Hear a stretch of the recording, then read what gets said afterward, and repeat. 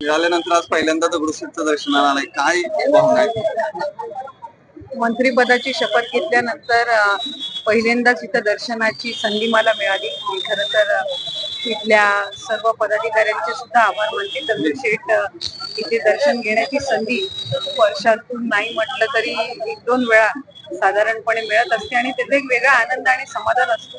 देशभरातून जगभरातून भक्त इथे दर्शन घेण्यासाठी येत असतात आणि मी सुद्धा आज ही नवीन पुन्हा एकदा जबाबदारी घेतल्यानंतर पहिल्यांदाच इथे दर्शनाला येऊन मला अत्यंत आनंद होत आहे. गणरायाच्या आशीर्वादाने पुढच्या कालावधीमध्ये महायुतीच्या सरकारमध्ये आणखीन सकारात्मक पद्धतीनं काम करण्याची ऊर्जा ही निश्चितपणाने इथे आल्यानंतर मिळत असते. बाप्पाकडे काय मागितलं? बाप्पाकडे काय मागितलं? बाप्पाकडे सगळ्यांसाठी सुख समृद्धी, महाराष्ट्र राज्याला प्रथम क्रमांकावर महायुतीच्या सरकारच्या कालावधीमध्ये नेण्याचं जे उद्दिष्ट आहे त्याच्यामध्ये त्यांनी यश द्यावं असंच मानतो. तुम्ही आज पहिल्यांदा पुण्यात आला, पण स्थानिक पदाधिकारी तर कुठेही दिसत नाहीये. शहराध्यक्ष असतील किंवा महिला पदाधिकारी असतील ते आहेत. माझा कोथरूडला एक कार्यक्रम आहे आणि तिथे ते सगळे उपस्थित राहणार आहेत. मी दर्शनासाठी आलेली होती आणि इथेही मी फारसं काही कळवलेलं नव्हतं. मी दरवेळेला इथं आली की दर्शनाला येत असते. फारसं काही त्याचा तामझाम न करता मी इथे येत असते. त्यामुळे ते सगळे औपचारिकरित्या त्या कोथरूडमध्ये जो कार्यक्रम आहे त्याच्यासाठी सगळे उपस्थित आहेत. लाडक्या बहिणीचा पुढचा हप्ता जो डिसेंबरचा आहे त्याची काय प्रोसेस सुरू आहे सध्या आणि ती कधीपर्यंत मिळेल काय? 24 तारखेपासून आम्ही जो डिसेंबर महिन्याचा हप्ता आहे तो देण्याची सुरुवात ही केलेली आहे. मधले हे 1-2 दिवस सुट्टीचे असल्यामुळे त्यावेळेला थोडी ती प्रोसिजर 1 दिवसासाठी आम्हाला वाढ घेतला होता. आजपासून पुन्हा एकदा साधारणपणे पुढच्या 3-4 दिवसाच्या कालावधीमध्ये ज्या काही लाभार्थी आहेत लाडक्या बहीण योजनेचे त्यांच्या खात्यामध्ये थेट जो लाभ आहे डिसेंबर महिन्याचा हा पोहोचवण्यात येईल. त्याचबरोबर जर आपण बघितलं तर लाडक्या बहिणीचा हप्ता सुरुवात झाली तर दुसरीकडे शिक्षकांचे जे पगार आहेत यामुळं 2 ते 4 दिवस किंवा उशिरा होण्याची शक्यता वर्तवली जाते. कारण रात्री उशिरा हा पूर्ण जो पैसा आहे तो लाडक्या बहिणीसाठी वर्ग करण्यात आला अशी शक्यता आहे. त्यामुळे सगळे शिक्षक अतिशय चुकीची माहिती ही तुम्हाला मिळालेली आहे. नागपूरच्या अधिवेशनाच्या वेळेला जर आपण सगळ्यांनी माहिती घेतली असेल तर त्यावेळेला जो डिसेंबर महिन्याचा हप्त्याचा निधी आहे 1400 कोटीचा हा विभागाला प्राप्त झालेला आहे आणि याला साधारणपणे आता 10 ते 15 दिवस झालेले आहेत. त्याच्यामुळे दुसऱ्या कुठल्याही विभागाचा निधी हा महिला व बालविकास विभागाला लाडक्या बहीण योजनेला देण्यात आलेला नाहीये. हा साधारणपणे दर महिन्याच्या हप्त्यासाठीचा जो निधी आहे हा 10 दिवसापूर्वी आम्हाला प्राप्त झाला आणि आचारसंहितेच्या कालावधीमध्ये 1-1.5 महिन्याच्या कालावधीमध्ये जो लाडक्या बहिणीचा हप्ता आचारसंहितेमुळे स्थगित होता त्याची सुरुवात आम्ही केलेली आहे आणि याचा दुसऱ्या कुठल्याही विभागाच्या निधीशी काही संबंध नाही.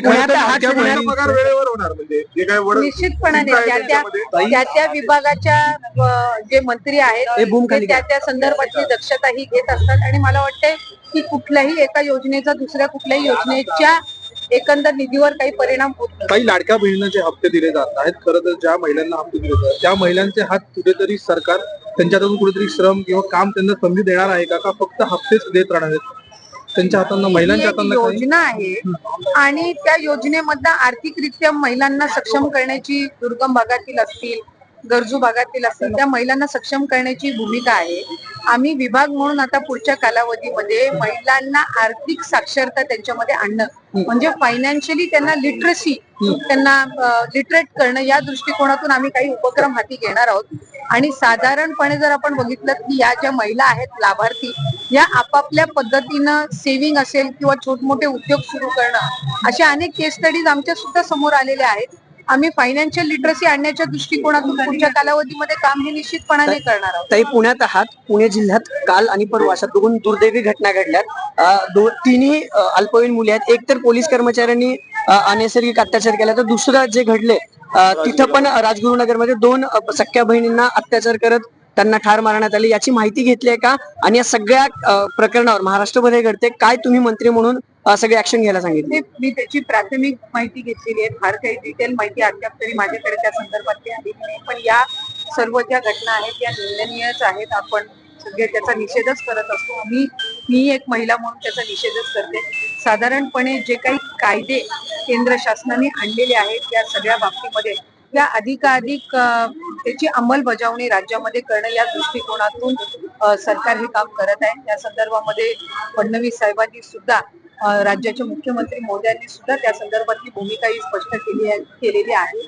आणि आम्ही फास्ट ट्रॅक कोर्ट असेल किंवा ही जी काही पीडित कुटुंब असेल यांना जी शासनाच्या वतीने जी काही जे काही एक सहाय्यता केली जाते ती स्पीडीली करणं आणि जे आरोपी आहेत त्यांच्यावर कठोरात कठोर कारवाई होणं या दृष्टिकोनातून जी काही पावलं आहेत ते गृह विभागाच्या माध्यमातून उचलली मंत्रिमंडळ बीडच्या घटनेमध्ये अमोल मिटकरी असं म्हणतात की धनंजय मुंडे यांना संपवण्याचा कट आहे तो सत्ताधारी पक्षातीलच काही आमदार आणि विरोधक मिळून हे सगळं करत आहेत आणि धनंजय मुंडे यांना बदनाम करण्याचा प्रयत्न केला जातो. बीडच्या घटनेमध्ये तुमचं नेमकं म्हणणं काय आहे आणि अमोल मिटकरी यांच्या मताशी तुम्ही सहमत आहात?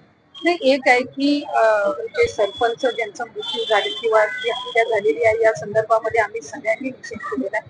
अतिशय दुर्दैवी अशी ती घटना आहे. आणि एक गोष्ट आहे की राज्याचे मुख्यमंत्री देवेंद्रजी फडणवीस साहेबांनी या संदर्भामध्ये नागपूरच्या अधिवेशनाच्या शेवटच्या दिवशी जी काही भूमिका त्यांनी मांडली ती आमच्या सगळ्यांची तीच मंत्री म्हणून सुद्धा आणि एक लोकप्रतिनिधी म्हणून सुद्धा भूमिका आहे. त्या व्यक्ती त्या सरपंच ज्याची हत्या झालेली आहे त्याच्या कुटुंबाला न्याय देणं, जे आरोपी आहेत त्यांना पकडणं, त्यांच्यावर कठोरात्मक कारवाई त्या ठिकाणी करणं, शिक्षा मिळणं आणि ही साधारणपणे आमची भूमिका आहे. आणि या पलीकडे काही दुसरी भूमिका असण्याचं काही कारण नाही. आणि मला वाटत नाही की या गोष्टीचं कोणी समर्थन करेल की झालेली घटना आहे त्याचं. यावरून जर काही वेगवेगळ्या पद्धतीनं राजकारण होत असेल तर ते दुर्दैवच आहे. पण साधारणपणे त्या राजकारणाच्या पलीकडे जे ते पीडित कुटुंब आहे ज्यांनी आपल्या घरातला एक पुत्र गमावलेला आहे त्यांना न्याय देणं आणि खऱ्या अर्थानं त्यांच्या कुटुंबाला पुढच्या कालावधीमध्ये एक त्यांच्या पाठीशी उभं राहणं ही साधारणपणे आमच्या सगळ्यांची पालकमंत्रीपद अजून झालेलं नाहीये. पालकमंत्रीपद अजून झालेलं नाही. रायगडच्या पालकमंत्री पदावरून काय अजून चालू आहे? कारण प्रत्येकच ठिकाणी ते सुरू आहे. आता तुम्ही जर बघितलं तर साधारणपणे पालकमंत्री होण्याची इच्छा ही सगळ्यांचीच त्या निमित्ताने असते. त्यामुळे आम्ही असे काही जिल्हे आहेत जिथे एक पेक्षा जास्ती मंत्री त्या जिल्ह्यामध्ये आहेत. स्वाभाविकरित्या प्रत्येकाला वाटतं की आपण आपल्या जिल्ह्याचं पालकमंत्री व्हावं. ही भावना असण्यामध्ये काही गैर नाही किंवा चूक नाही. पण शेवटी राज्याचे मुख्यमंत्री आहेत, आमचे दोन्ही उपमुख्यमंत्री आहेत, हे त्या बाबतीतला योग्य तो निर्णय घेतील. आणि जे पालकमंत्री होतील त्यांनी सर्व जे तिथले लोकप्रतिनिधी आहेत त्यांना एकत्रितपणाने घेऊन काम करायचंय. त्याच्यामुळे पुढच्या काही दिवसांमध्येच त्या संदर्भातली जी काही घोषणा ती आहे ती होईल. आणि ती झाल्यानंतर जो तो आहे ते आपापल्या कामाला निश्चितपणाने तुम्ही रायगडचे पालकमंत्री होण्यासाठी इच्छुक इच्छुक आहात का तुम्ही? मी म्हटलं की इच्छुक असण्यामध्ये काही नाही. ज्यांची ज्यांची इच्छा आहे. शेवटी मंत्री झालोय म्हटल्यावर जिल्ह्यामधनं मंत्री झालोय पालकमंत्री होण्याची इच्छा असणं याच्यामध्ये काही चुकीचं नाही. आमचे सहकारी आहेत भरत शेठ आहेत त्यांची इच्छा असणं काही चुकीचं नाहीये. तेही 4थ्या टर्मचे आमदार आहेत. आम्ही दोघंही मंत्री आहोत आणि रायगड जिल्हा पुढे कसा नेता येईल यासाठी संधी दिली तर पालकमंत्रीपद स्वीकारणार का ताई? संधी दिली तर पालक